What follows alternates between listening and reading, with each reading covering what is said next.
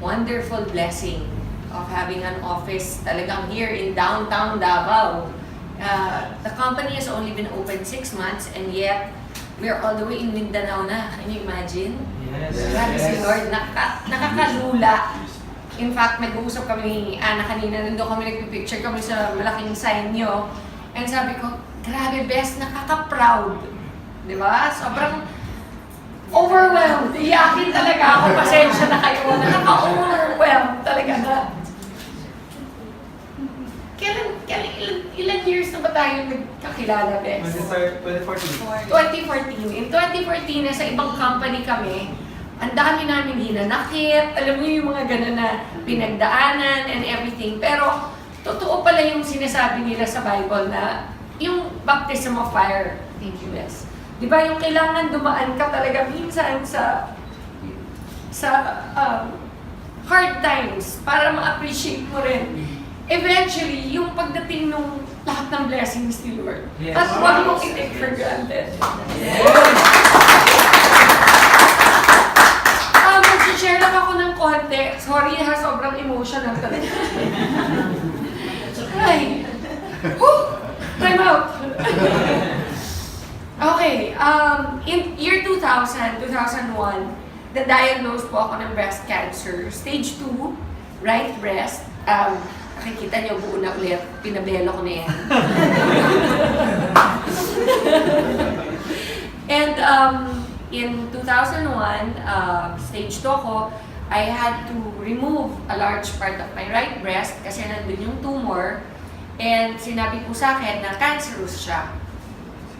And 30 years old pa lang ako noon. So ang feeling ko, ang bata-bata ko pa, mamamatay na ako. Diba? Alam niyo siguro yung fear, lahat tayo, meron tayong fears. Pero yung, imagine niyo na lang yung worst fear ninyo, i-magnify nyo by 1,000,000%. Ganon siguro yung dumating na fear sa buhay ko. And yet, at the time, because I was already Christian, which is why it's so important na talagang may relationship tayo kay Lord, is because pag dumating yung mga pagsusubok sa buhay natin, kahit na meron possibility na we won't make it, diba? There's a possibility na kunin na nga tayo ng tuluyan ni God, at least meron kang peace of mind deep inside na kahit ano pa mangyari, alam mo kung saan ka pupunta. Alam nyo, that gives you so much peace. And in spite of all the fear and all of that, talagang nagpursige. I prayed so hard. Sabi ko, Lord, kung trial lang to, kung may dahilan ka, kung may purpose ka para sa akin, why I am going to go through this journey, kasi everyday naman sa buhay ng tao is a journey until makarating ka na sa iyong dapat puntahan, which is either heaven or hell. Diba? And for us, hopefully, it is heaven, all of us. And during that journey, I prayed so hard that He would show me the reason why He allowed that to happen in my life. And that is when, after my first chemotherapy, where I lost all my immune system, ang average po ng immunity ng white blood cells sa katawan ng tao is between 15 and 20,000. Ang akin po, bumagsak ng negative. As in, walang-wala na. Ubos.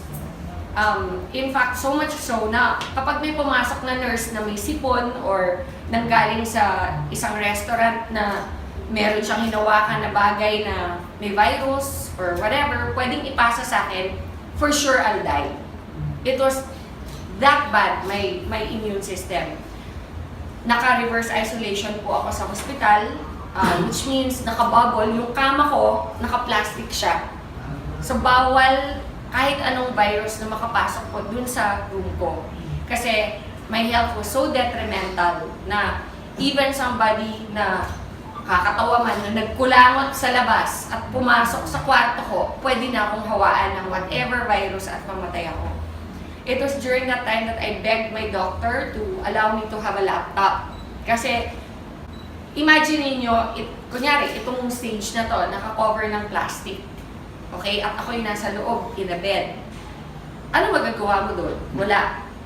Sabihin mo, can I borrow a book? The book, they don't know where it came from. So, they don't know kung may nag-handle na may virus. So, bawal. Can I watch TV? You cannot watch TV kasi, alam nga, ipasok nila yung TV sa loob ng bubble mo. So nothing, bawal lahat. Ang pinag-pray ko talaga, Lord, bigyan mo naman ako ng laptop. Kahit ano lang, para meron akong nagagawa sa loob. And they had to buy a brand new sealed laptop and give it to me inside. It was a nurse that came, she was naka-rubber outfit. Alam mo yung mga uniform ng nurse, di ba? Blue. Pero ito, yung nurse ko, naka-blue pa rin siya, pero rubber yung uniform niya. Okay? As in plastic na makapal. Yun ang suot niya. Pinasok niya, naka-seal yung laptop, binuksan ko. Fortunately, may outlet sa loob ng bubble ko. So, nakapag-laptop na ako. And that's where I started to research for myself. What is cancer? How can I help my immune system? Lahat ng kinocomplain ko sa doktor, alam nyo, pag nagkikimo kayo, may 100 problems that come with it. Sabi nila, chemo is supposed to cure your cancer. But they don't tell you that it kills your immunity. Okay? 100%. They don't tell you that one of the major side effects is pounding headaches every day. So, di ba habang nagagamot ka for your cancer, binibigyan ka naman ng ibang mga problema. So, pag nag-complain ako ng masakit ang ulo ko na para akong may migraine, magdadala ulit another gamot. Na yung another gamot naman na yun, nakakasuka. So, the whole day, nagsusuka ka. Okay? Tapos, bibigyan ka naman another medicine to cover naman din pagsusuka. So, ano siya? Parang siyang domino effect. Until I really thought, there has to be a natural way. Kasi puro gamot, puro pharma ang binibigay sa akin. Eventually, ang naisip ko, my God, magsasuffer sobra yung liver ko and my kidneys. Puro gamot ang binibigay. How will I be able to heal even if I overcome cancer? Okay? What about the rest of my body? What about my kidneys and my liver and my heart, which has gone through so much because of the chemotherapy? How am I going to recover from that? That's when I started to do all the research online. How to boost your immunity naturally. And you know, honestly, it's amazing. Ang daming ways na mag-boost ng immunity natin naturally. Sleep is the number one way. You have to rest. Okay? Sinasabi nila, the only time your body heals is when you are sleeping. Did you know that? Di ba, iniisip mo, relax, beach, okay yan, di ba? That doesn't matter. You can relax in the beach. That's enjoyment. That's not healing. Healing is sleeping. It is so important. But there are other ways you can help with products like our Barley. Ang daming product na pwedeng gamitin. But did you know, the number one in the whole world that God created Himself is Barley. Okay? Kaya process of elimination, isa-isa kong ni-research yan. Imagine, I had 9 months in that bubble to discover what God really created that is the best for our immune system. And during the time, you have to remember, di ko naman alam na someday I'll be standing in front of people like you. Ang purpose ko lang during the time is for my own healing. Yun lang yung focus ko na, okay, so kung ginagawa mo yung research and yung training of your own knowledge for yourself, it doesn't matter about anybody else at the time. Gusto ko lang mahila ko sa sarili ko. Okay, so that's how I focused my research. What will help me? You know, there's a saying, knowledge is power, correct? So, you have to become knowledgeable. You guys, this is now your business.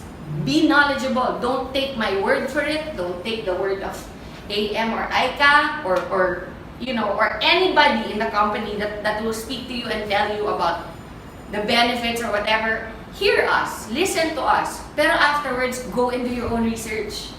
Kasi knowledge nyo yan. Knowledge nyo yan, and that is your power. And that is what I did. Through my own research and my own readings, I realized, isa-isa, malunggay. Wow, taas ng ano niyan. Healing powers niyan. Okay? Yung ampalaya, taas din ng healing powers niyan. Guyabano, wheatgrass, but above them all is barley. Above them all. It's so amazing kasi yung highest niyan, yan next to barley is wheatgrass. And yet yung wheatgrass is only half as powerful as barley. Half! So everything else is below that. Berries are very high also.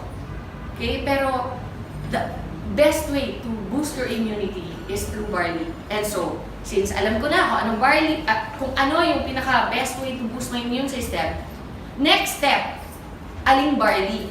Daming klaseng barley from all over the world. Okay, meron India, may China. Actually, barley can be grown in any cold country. May US, okay, everywhere. New Zealand. The best is from Australia. And only one place in Australia grows barley. Why? Because the weather, the soil, the way it is planted and harvested, the way it is treated in the plant, so that the integrity and the purity of the product itself, of the plant itself, is contained 100%. So pagdating po sa packaging natin, everything, until it gets to your table, until you open it and put it in your glass, it is still 100% there, as if it was the day they harvested it itself. That is how amazing our barley is. Now, how does barley affect people? We're not a pharma company. We don't do a million tests. We believe in what God says. He promises certain things, and try it. What have you got to lose? For me, I was already in the hospital. Nasa hospital na ako. Lahat ng sinasabi ng doktor, ginagawa ko na. Lahat ng gamot, tinetake ko. And yet, bakit? Hindi nila ako mapagaling the way nag-recover ako nung nag-barley ako. Yes.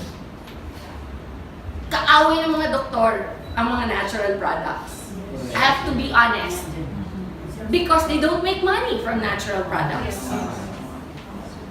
That's the beauty of IAM. IAM has made it available to you so that you can make money from natural products. You know, during my first chemo, I was in that bubble. I was thinking already things like, pag namatay ako, kamusta kaya yung anak ko? Sino mag-aalaga? All the things that you don't think about when you're 30. And I was already thinking, and accept ko na, okay naman daddy niya eh, kahit hibalay kami. Mapapalaki niyang mabuti yan. Andiyan naman mama ko, my sisters, di ba? Little did I know that God had a plan. That someday, what now? That was 2000. 17 years later, I would be here with you. Yes.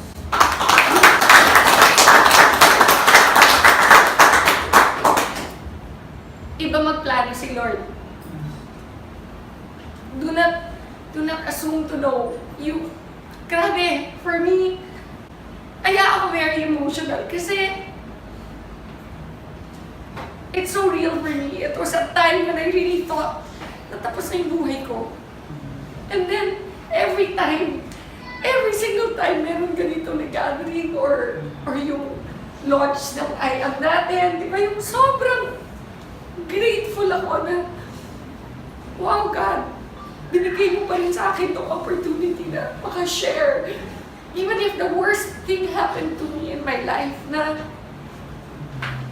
because of that cancer, because of that experience, andito ako ngayon. Nakakatulong sa maraming tao through IAM. Diba? Sobrang nakaka-overwhelm. Alam nyo, after my first chemo, which I was in that isolation for so long, on my second chemo, di na ako na-isolate. Yung immune system ko, which took 21 days to recover from the first chemo. So, kunyari, may ano kayo? Maro, thank you guys. Explain ko lang para naiintindihan nyo. During my first chemo, I ended up in the ICU. Okay? Yan, tama yan ha. Ako to. I'm not very good at drawing. Okay? Nakabubble yan. Ang first chemo, say day 1. Ito pala. Wala pala. Wala. Day 1 yan. Day 1. First chemo. Ang treatment ko is 4 chemos, dapat. And then after the 4 chemos, 21 days of radiation therapy. So on day 1 of my first chemo, the doctor already told me na you have to recover, your white blood cells will be wiped out. It's natural, sabi niya. Your second chemo is 21 days from now. Within 21 days, your white blood cells have to be recovered. If not, we cannot give you the second chemo. Okay? And if we cannot give you the second chemo, you will go back to the first again. Can you imagine? Eh, yung first pa lang na gusto ko na mamatay. May tatlo pang matitira. Tapos pag disqualify, uulit. Makakailan ako. Yun yung nasa mind ko. So, kailangan talaga ma-hit ko yung 21 days. Parang parang hindi, parang quota sa kailangan ma-hit, mag-sapphire. Actually, except that this is for your life. This was for my life. So, I cannot rely lang on what the doctors are saying kasi for me, okay, andyan na lahat ng sinasabi na gagawin ko. Pero, kailangan din tulungan ko sarili ko. Doon pumasok yung research, doon pumasok yung Barley. Nung na-discover ko na, alam nyo, on the 20th day, every day kukunan ka ng dugo. Every day for 21 days. On the 20th day, sinabihan ako, you made it. We can give it to you tomorrow. Imagine, ka-recover ko lang today. Tomorrow, titirahin na naman ako. Alam mo, gusto mo sabihin, pwede time out kahit 1 week lang, please lang, para normal yung feeling ulit. Ang feeling kasi dito, parang ang gulay. Hindi ka makabanyo on your own, kailangan may nag-aalalay sa'yo. Hindi ka makakain ng tama, kasi lahat ng, ang bibig mo, punong-puno ng mga singaw. Okay? Walang lasa. Lahat ng kainin mo, tastes like metal. No, promise. No. Alam mo yung sasabihin nila, do you know what metal tastes like? Me, I know. Kasi it ruins your taste buds completely. Alam mo, my favorite things like chocolate, okay, Coke, yung mga ganyan. Di ba yung mga gusto mong kainin? Burger, lahat na ipasok ko sa bibig ko, lasang metal. So wala kang gana. Why will you eat? Kahit sa mind mo, ito yung taste, di ba? Sabi mo, ito yung lasa niyan. Bibili ko niyan. Pagdating sa'yo, hindi yun yung lasa. Yun yung side effects ng chemotherapy. So I made it to my second. By then, imagine, 20 days na ako nagre-research. By then, sabi ko, by then, husband, I told him, bumili ka ng Barley. I don't care what the doctor say. Itago mo, huwag mong pakikita na pinasok mo dito. So, naipasok. I kept taking it. Alam mo, on my second chemo, it took me 4 days to recover. Wow. 4 days! Kanina sabi ni Pichi, meron daw tao dito na nag-testify na nagtatago na siya. Na meron daw gallstones. Gallstones ba? Yes. Gallstones. And after 3 days of taking the Barley, 4 days. 4 days, what happened? Lumabas. Ganun ka-powerful yung Barley. There are people it takes years. There are some conditions that I had that took years to recover, but it still recovered. Like, because of chemotherapy, one of the side effects is my ovaries shut down. So no more mens. No more period. So my doctor told me I'll never have children again. And I only had one child back then, si Lexi. She was only 6 when I got diagnosed. And when my doctor told me na I'll never have children again, parang feeling ko, okay na rin. At least I have one. But in the back of my mind, I was thinking, what if I get a recurrence in the future? Okay? What if next time I'm not so lucky? What if next time God really wants to take me na? Diba? Sabihin natin, 5 years from now, 10 years from now, bumalik yung cancer, which is very, very much a possibility for any cancer patient. Once may cancer ka na, chances of recurrence are always 50% higher than somebody who's never had cancer. Okay? So, but now I'm on my 16th year. So, out of the woods na ako. Kumbaga, normally, ang recurrence happens within 2 years. Kung hindi ka pa graduate nung 2 years mo, hindi ka pa out of the woods. Pag nakagraduate ka na ng 2 years, your next is 5 years. That's your goal. Pag nakagraduate ka ng 5, 10. Sometimes, even at 12 or 13, nagkaka-recurrence pa. Okay? So you are not out of the woods. For me, it's been 16 years. Wow. Plus, why do I know I am cured? Because my cancer, the one that I had, was called Rh positive. Rh positive is, it feeds on estrogen. Ang nagpapakain sa cancer ko is estrogen sa katawan. Eh di ba nagkaanak ako ulit? After 3 years, 3 years akong umiinom ng barley from day 1. My period came back. Wow. 3 years! So that just goes to show, some things it will fix in 20 days. Some things it will take years. But no matter what, if you're consistent and you drink it regularly, it will be fixed.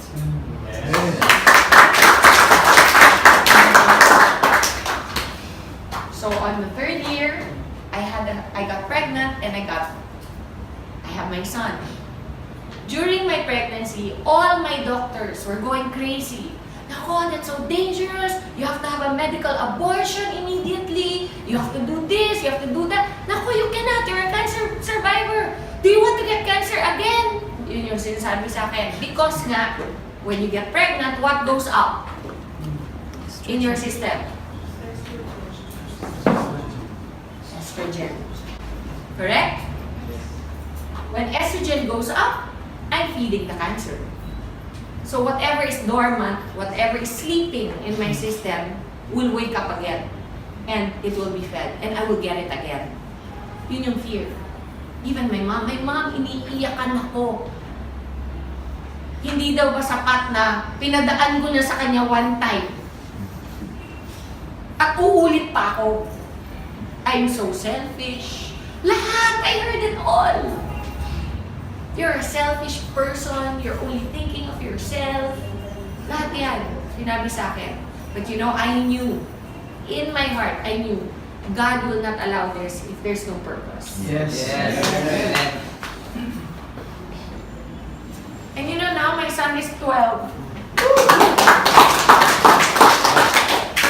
Imagine he's 12. What if I had an abortion?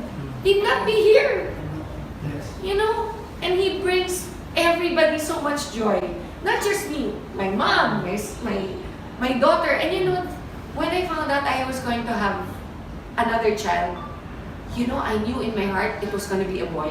Hindi ko pa alam yung sex. Pero in my heart, I knew God promised. He said to me, you're going to have a son. You know, from the day that I knew I was pregnant, alam ko lalaki. And I knew also that, you know, I was reading Malakay. Because I have so many testimonies about tithing. Some other time regarding tithing. But in a nutshell, when I went to the States and I found out I was pregnant, I had no money. None. But I was always a very faithful tither. Tayo, nagpapayaman, di ba? Like what Pastor said earlier. It all belongs to God. All of it. Pag 10 pesos lang ang pera mo, easy no to give 1 peso. Pag 100 pesos, easy to give 10. Pag 100,000 na, madali pa bang magbigay ng 10,000? Or, pag 1 million na, kaya mo magbigay ng 100,000? Harder, di ba? Why? It's relative. It's the same ratio. Why does it become harder? I remember there was one time I earned 1 million pesos in one TV show. I went to church. Andun si Connie Reyes. Naka-ready na yung check ko ng tithe. Pero, hindi ko mabigay sa church. Sa Victory. Lumapit ako sa kanya, sabi ko, Connie, I made na the check. But parang I can't give it. It's heavy in my heart. Sabi ko, parang ang bigat ibigay. Sabi niya, come on, Ton. Sabi niya gano'n. So, alam mo yung hawak yung, ito yung cheque, ito. Here, Con. Baka mo. Ginaganyan na lang. Ipaganyanan ako sa kanya. Promise. Alam mo, she reminded me, sabi niya, you cannot outgive God. Yes. When I got sick and I had no money to pay for anything, I was in America. I blindly applied. Blindly. I'm not entitled. I'm not an American citizen. I blindly applied for medical aid. And I got approved.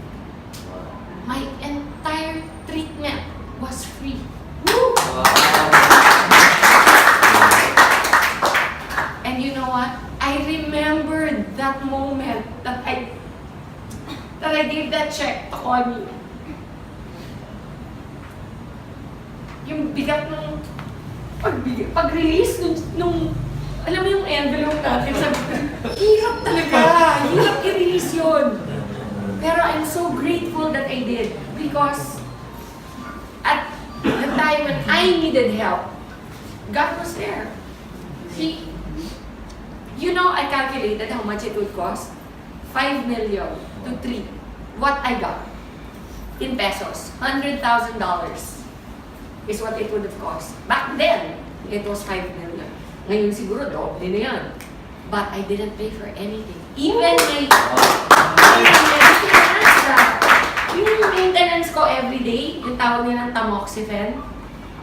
Normally, one tamoxifen is $100. And I have to take one every day. You know how much I was paying? $1 for each one. You cannot outgive God. So, okay lang na magpayaman. But don't forget what Pastor said. The money isn't ours. We're only stewards. So, ayan, sidetrack tuloy ako. Okay, anyway, so because of the estrogen, everybody was fearful for me to get pregnant, but I had my son. And he's completely well. Alam mo, I only have one breast to breastfeed him. Because they had radiated my right breast. So when they radiate, I actually asked my doctor, how's that? What if I have another, eventually if I have another child, you're never gonna have another child. Alam mo when somebody speaks into your life like that, how hard it is to receive and accept. But what if? No, you will never. No, but I'm just saying hypothetically, if. Don't do that to yourself. It's never going to happen. Ang kulit talaga. Alam mo yung ganun ang demonyo eh. Ganun ang demonyo. Promise, they steal and they lie. They steal your joy. And you don't let them. And even though he probably was an atheist, I looked him straight in the eye and I said, I rebuke that in the name of Jesus. I will have another child. And when eventually I got pregnant, 3 years after, I was already here. I was so excited, I called him. My oncologist in the States, I called him. Hirap pa get through. That oncologists in America are one of the richest. Because people get cancer all the time. So they always have patients. It's a business. Normally, they don't even know you. They don't remember your name sa dami. Pero ako, natandaan niya. Kasi number 1, I'm not from there. I'm from the Philippines. Number 2, maganda ako eh. What can I say? Diba? I must have made an impression. Diba? Number 3, which is probably most likely the reason why he remembered me, I was his youngest patient. Okay. I was only 30. Most of his patients are 60, in their 50s, ganyan. Siyempre, siguro, tuwing ako yung papasok sa office niya, happy siya. hindi masyonda yung pumasok, di ba? Hindi Jurassic. So, nagkaroon kami ng banter nung aking doktor.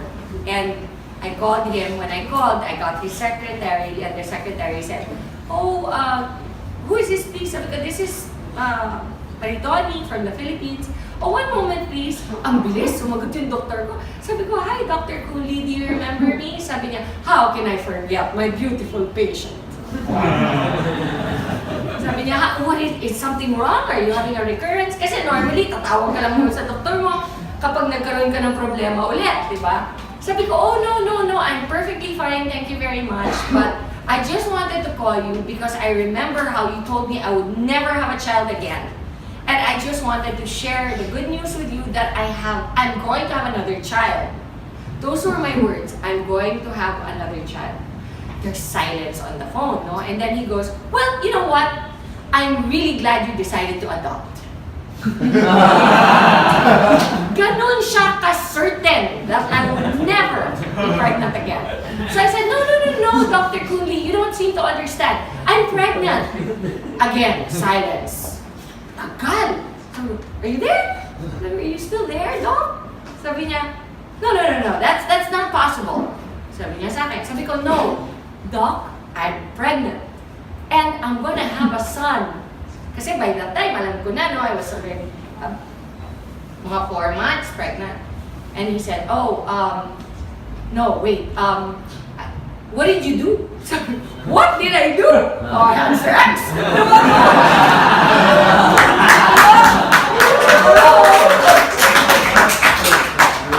No, but, you know, I said to him, "Nothing, I didn't do anything." He goes, "No, you must have done something." So, siguro kala niya medical procedure or something. So I said, "No, I've been taking a supplement for a while, and it's called Barley."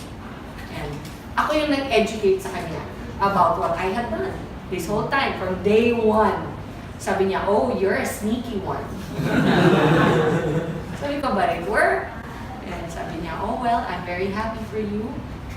You know, and in as much as we are not allowed to recommend those things, being doctors, we do not stop our patients if they want to. Sabi niya. So, imagine, that's my oncologist na. He's the one that told me I'll never have a child again. He's the one that told me that, you know, if I get pregnant, for sure I'll have a recurrence. And yet, here I am. My child is 12 years old. I'm 100% in good shape. I would like to say I'm in more than good shape. Yes!